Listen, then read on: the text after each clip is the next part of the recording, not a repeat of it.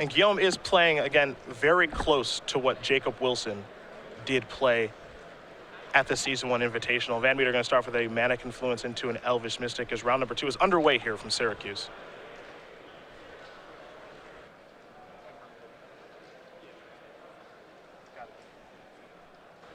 A Temple of Malady and a passing of the turn. Back VanMeter's way. A Mountain and a Courser of Crufix. Now, this looks like Chris VanMeter playing that. Here we go. Elvish Mystic on top of the deck. We will head back Guillaume's way. A lot more mana acceleration in the hand, a Dragon Lord Atarka. This is the Chris VanMeter we know and love. See how the deck does stand up to Abzan control. However, now you think of Jacob Wilson beating Ross Merriam in the quarterfinals last week, and he did take care of a red-green aggro deck. Different, though. This one's a lot bigger than what Merriam was playing. Yes, this is more of the Seth Manfield strategy, main deck Xenagos, a little bit bigger. Thoughtseize here. We'll show 2 Sylvan Caryatids, a Roast, and a Dragon Lord Atarka. And it looks like the Dragon Lord will be selected by the Thoughtseize here from Darmouni. Now that's still a vulnerability of these, aggro lists that are ramping up into huge things. You get these draws of all mana, one big thing, or vice versa, and a timely Thoughtseize can really break up the draw. VanMeter will draw an Elvish Mystic. Take a look at the top card thanks to Courser. It's a Temple of Abandon. The Temple will enter the battlefield, trigger the Courser, of course, gain a life. Take a look at the top card from the Scry. There is Xenagos. Imagine he will keep that, probably better than a random card. Oh, for sure, especially with a Roast already in hand to clear out a blocker that Guillaume might produce next turn. There are the attacks. 3 damage will come across. Darmouni will go down to 15. Now it's another Elvish Mystic, it seems. Well, looks like Chris is going to change his mind and go with Caryatid. I assumed when Chris attached with the Elvish Mystic, it was because he didn't want to deploy the second one because of bio play. So then deploying the second one post-combat is a little incongruous. Incongruous is the word I was going to use. It would be incongruous. The logic doesn't quite line up, so this makes sense to me. This is a Satyr Wayfinder. Some could argue the best card in Standard. We'll enter the battlefield, turn over a couple of cards here. Elspeth, Abzan Charm. A Plains and a Windswept Heath. Windswept Heath will go to the grip. The rest will go to the graveyard. And the Satyr Wayfinder here doing a lot of different work here. There is some delving here with Murderous Cut in the main deck. Also, Sidisi Undead Vizier. It's a nice little combo. Can't forget about Tassiger, too. Yep. A Temple of Silence and a passing of the turn. We head back VanMeter's way. Xenagos will be the draw, as we all know. Take a look at the top card, Stormbreath Dragon, a card Chris is very familiar with.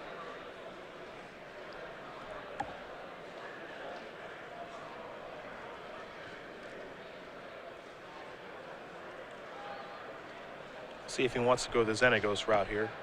Can't forget he does have an Elvish Mystic and a Sylvan Caryatid in hand.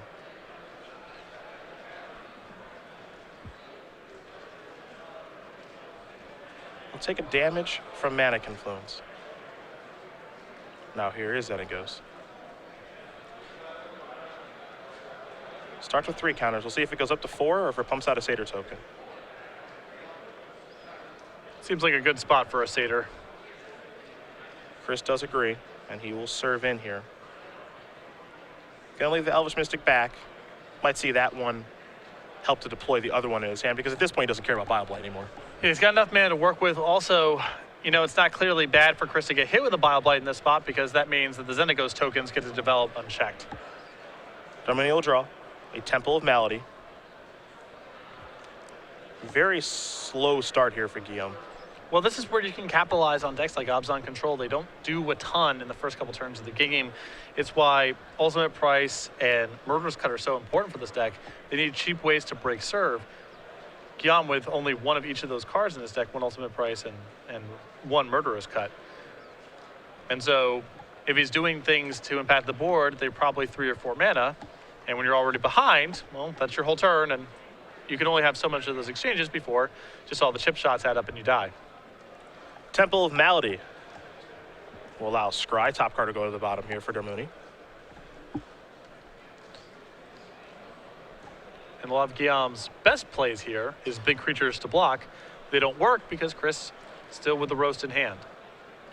Stormbreath Dragon, the draw. The top card is a Rugged Highlands.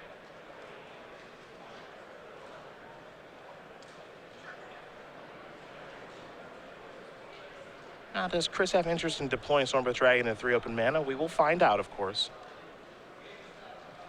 It is a bit risky. Hero's Downfall has to be on the mind. Murderous Cut, Ultimate Price. Though if it is a card like Abzan Charm, that does not stop the dragon. Well, I don't think you can really afford to play around Murderous Cut necessarily because it's trivial for Guillaume to just leave that up for the entire game. And if it was Hero's Downfall, there's a reasonable chance you would have seen Hero's Downfall on the Xenagos. Sure. So I feel like if I'm in Chris's seat, I feel like the odds that there's a removal spell hanging out in his hand for the Stormbreath Dragon is fairly low. I think Chris agrees with you. This makes a lot of sense to me. Here is Stormbreath Dragon.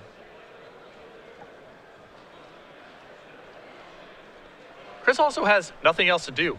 That might be the tiebreaker too. If you're not casting the Stormbreath Dragon, you're just doing nothing instead. So I think it may be worth holding off on the Stormbreath Dragon if you had a different line of play that was of approximate value, if it played around a removal spell better, but he doesn't. So this is just the way it's got to be. I think also something that may have pushed his decision is seeing the Thunderbreak region on top, saying basically, okay, if you have to answer this, Stormbreath Dragon, and if you're able to do that, okay, I have another threat to follow up with in Thunderbreak region. So everything seems to line up appropriately, and you can see Darmouni's response where he does have Abzan Charm, but it doesn't look like he has a removal spell for the dragon here. Yeah, at the end of the day, the evidence suggests that there's not a removal spell hanging out in Guillaume's hand for the Stormbreath Dragon, and even if there is, it's not like Chris has a very good turn to generate otherwise. So, his hand is forced. That's what he's got to do.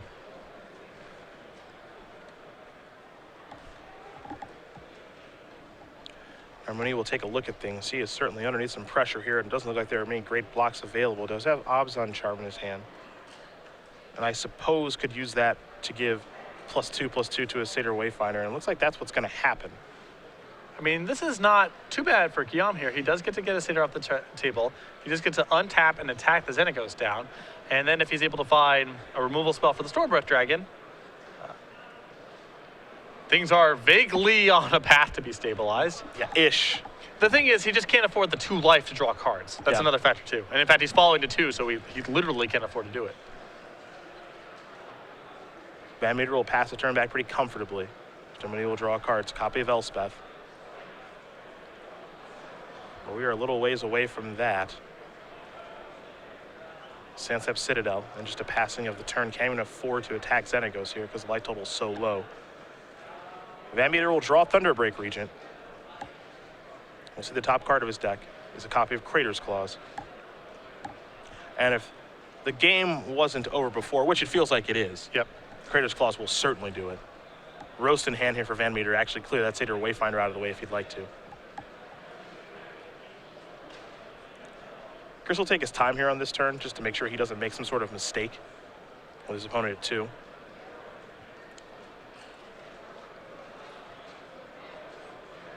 This also gives him, I guess that Guillaume knows all of the cards in Chris's hand at this point because of the earlier Thoughtseize, so you're not really concealing the roast at this point. Right. There's Thunderbreak Region pre-combat. And this is also, I believe, a perfectly fine line of play because this forces Guillaume's hand to kill the Stormbreath Dragon to see if he has a response. He does not. Xenagos will make a Satyr token, and Darmouni will concede. So Chris VanMeter is going to win game number 1 here with his red-green aggro deck. Up a game over Guillaume Darmouni playing Abzan Control. As we do take a look at the sideboards here, and we will start with Darmouni and his Abzan Control deck. 2 copies of Whip of Erebos, 2 copies of Bat to Nature, 2 copies of Duress, 2 copies of Read the Bones, 2 copies of Drown Sorrow, Virulent Plague, and Ultimate Price, and Ugin the Spirit Dragon, Anissa Worldwaker, and End Hostilities. So the only card here that I really like is End Hostilities. I think that's a great card to add here. I think the 2 Planeswalkers and Ugin and Nissa may be better than some of the other big stuff going on here in Guillaume's deck, though. He's already playing Elspeth. Elspeth's one of the better Planeswalkers against red-green aggro, so I don't know if it's a really big upgrade there. Whip of Erebos feels to me like it's more for longer matchups. The 1 Ultimate Price here is excellent, so there's 2 cards that I definitely like, which is Ultimate Price and End Hostilities. And after that, I think the Planeswalkers and Whip of Erebos are on the medium side, but I suspect they're not coming in.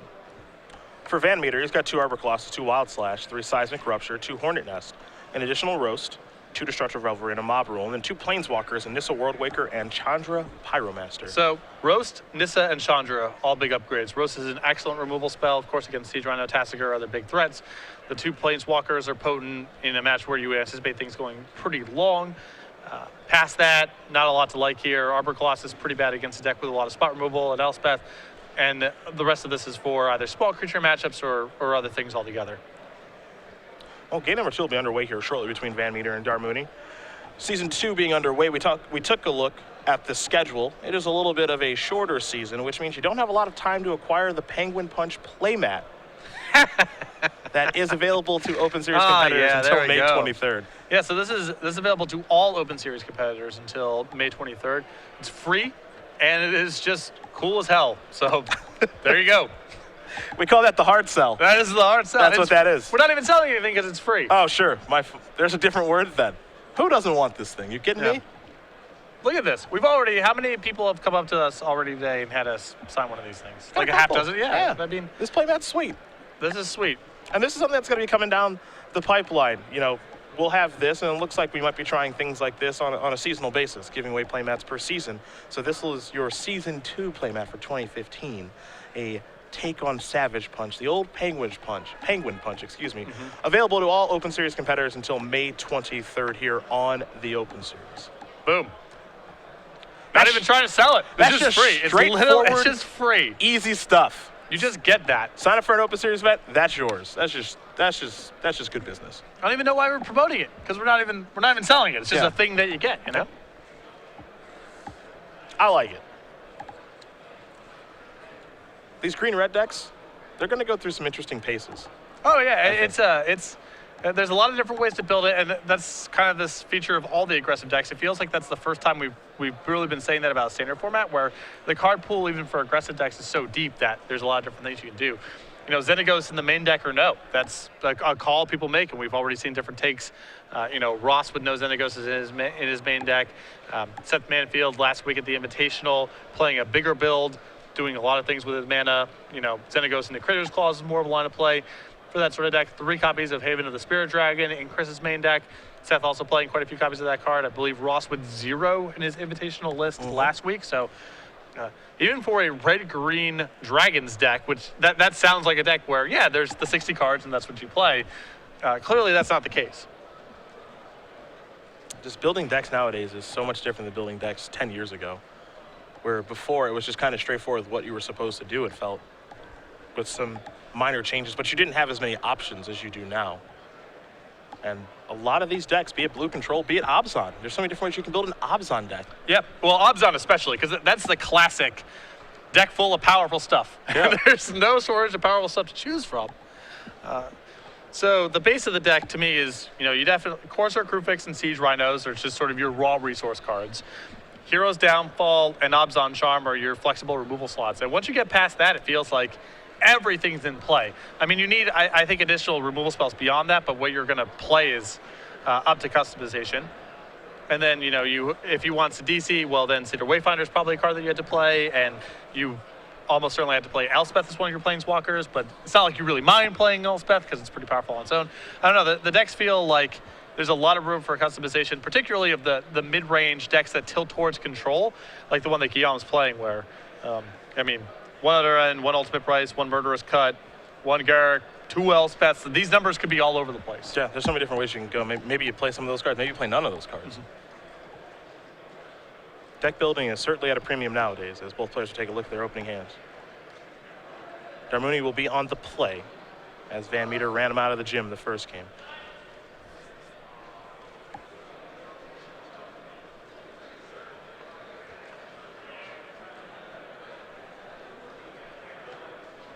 I'm giving it a long look. Does not seem like he likes what he's looking at very much.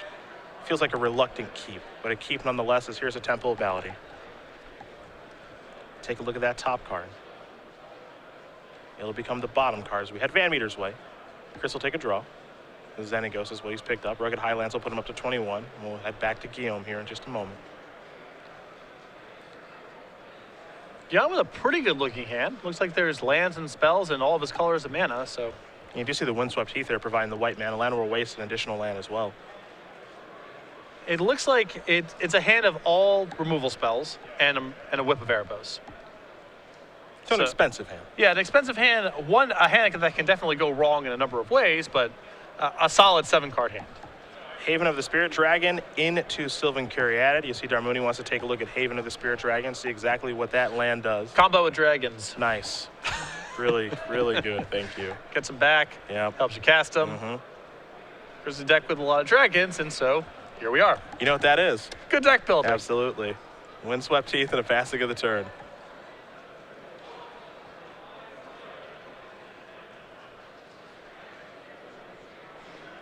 Chris with the Courser of Crewfix in hand here. He also has a copy of Chandra Pyromaster. Well, this is the stage where, you know, Chris is saying to himself, I'm probably playing against Hero's Downfall, Abzan Charm. What's the best way to bleed out these removal spells? Play stuff that's good enough to kill, but not critical to the hand. Also has Xenagos too. He will lead with the Reveler. Starts with 3 counters. There's your Satyr token. And here's an attack for 2. And I like starting here. Yeah, Xenagos versus Chandra. You know, Chandra's the type of planeswalker that it needs to be in play for several turns to really impact the game. Xenagos does something pretty good immediately. So if you're worried about a removal spell, it makes a lot of sense to say, well, I'll play the Xenagos now. If that gets downfall, I still have a 2/2 left over. Versus Chandra, where if Chandra eats the downfall, all you've dealt is 1 point of damage. And then hopefully you bleed out the removal spells. And then your Chandra is uncontested, and Chandra uncontested later on in the game is a lot more powerful than Xenagos uncontested later on in the game. So the sequencing here makes a lot of sense. There is a Plains from the Windswept Heath. Guillaume will go down to 17. And I think we will see Hero's Downfall here in just a moment. He'll have to take 1 to cast it. But Xenagos has been dealt with.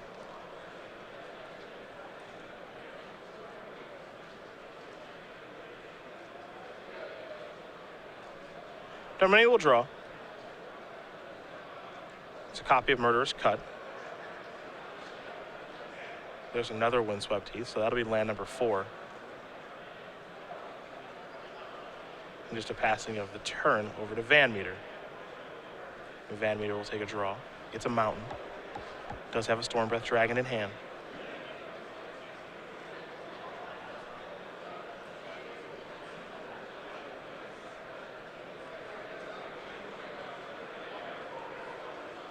Now you can see how critical this 2/2 token is. Guillaume's hand, nothing but removal spells. He's probably going to be able to exchange removal against the threats that Chris deploys for a couple turns. But all the while, that 2/2 is going to be chipping away, or it requires another removal spell out of Guillaume. There's the attack for 2. This is a Courser. Top card is an Elvish Mystic. Mountain will enter the battlefield. That'll, of course, trigger the Courser. VanMeter will gain a little bit of life in the process, up to 22. He's happy to pass the turn back. Guillaume will sacrifice his Windswept Heath, go a little bit lower here, get a Forest or a Plains out of his deck.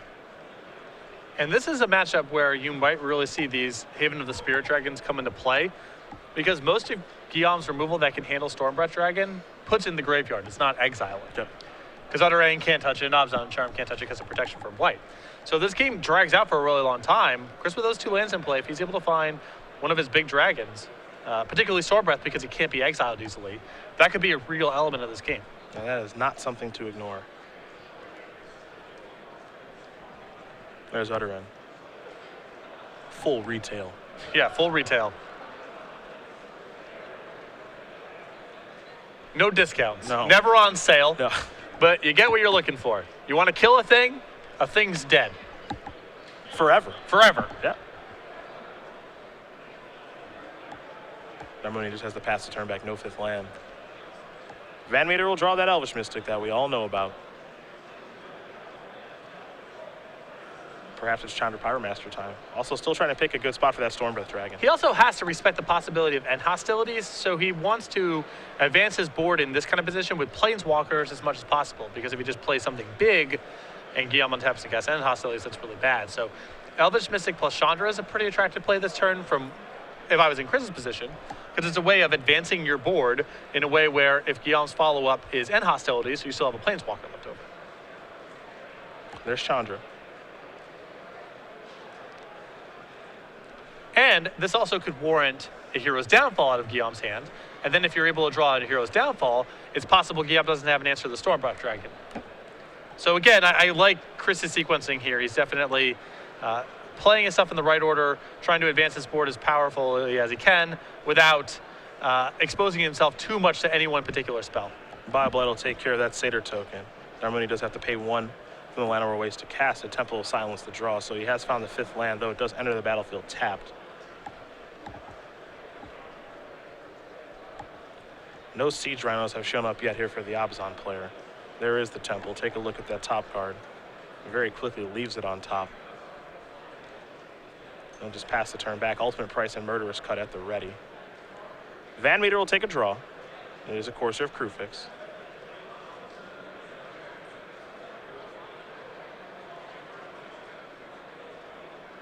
See how he wants to go about using his Planeswalker and Chandra.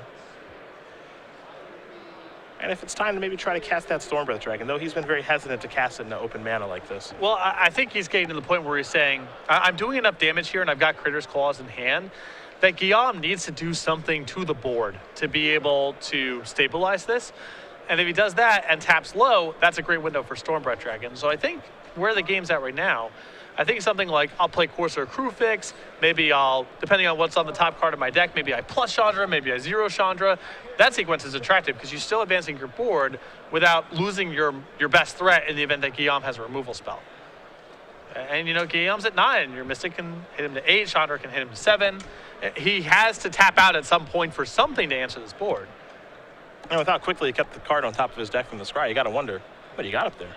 Well, he missed his 4th land drop, ripped a 5th land, and left on top, which means probably untapped land number 6 or end hostilities is the most likely scenario. Siege Rhino could be. Siege Rhino maybe. Maybe. But Siege Rhino's gotten a lot worse in the face of this Chandra as a way to stabilize, and he's playing against a deck with a bunch of roasts, so.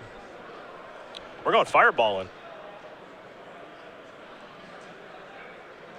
And this is the same line of play that I was describing, though a different way of going about doing it, which is put Guillaume in a position where he has to tap out. If Guillaume left a land or a spell on top of his deck, it's probably something big. And you see end hostilities here. Yeah, you called it. Guillaume's not leaving a removal spell on top of his deck at this point unless there's something really weird going on with his hand. And this ends up being a great setup here for Chris, too. Because if Guillaume does decide now is the time to cast end hostilities to get those mana accelerants off the table, if Chris draws a land or finds one with Chandra 0, Stormbreath Dragon can win the game. And the worst case scenario goes, all right, I'll plus Chandra and play Courser. Or Courser and then do whatever with Chandra, you know, depending on what the top card of my deck is. Things are just not lined up very well here for Darmouni this game. Now here's what Verbo said he's kind of reluctantly playing. Now he'll just pass the turn back. VanMeter going to draw a card here. It's a copy of Temple of Abandon. He'll plus the Chandra, play the Stormbreath. And if Guillaume wants to play a Murderous Cut here, he has to take a point of damage, and he can't afford it. Yep. No Urborg in play. So that will do it. Chris VanMeter is going to win this match over Guillaume Darmouni. 2-0. Red-Green Aggro will take care of Abzan control. Chris, coming off of a bye, gets his day started with a win, doing what he did all last year, casting Stormbreath Dragon. Some really tight sequencing there from Chris. I like the Critter's Claws there a lot, and I think there's a lot of players who would say, I got a Stormbreath Dragon in my hand. What's a way to finagle this board so I can cast the Critter's Claws with the Ferocious trigger?